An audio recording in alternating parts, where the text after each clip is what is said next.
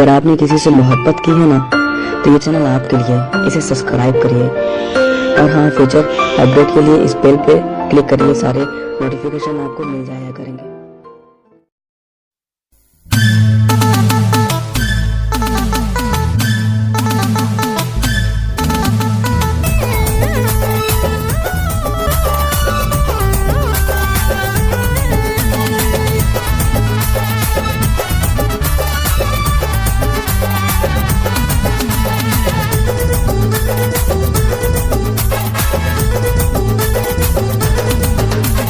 फूल जैसन चेहरा है तो कली जैसन मुस्कान है, कली जैसन मुस्कान है।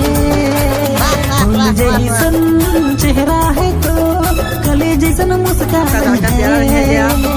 रंग तोर देख के, रूप तोर देख के दुनिया भी हैरान है। रंग तोर देख के, रूप तोर देख के दुनिया भी हैरान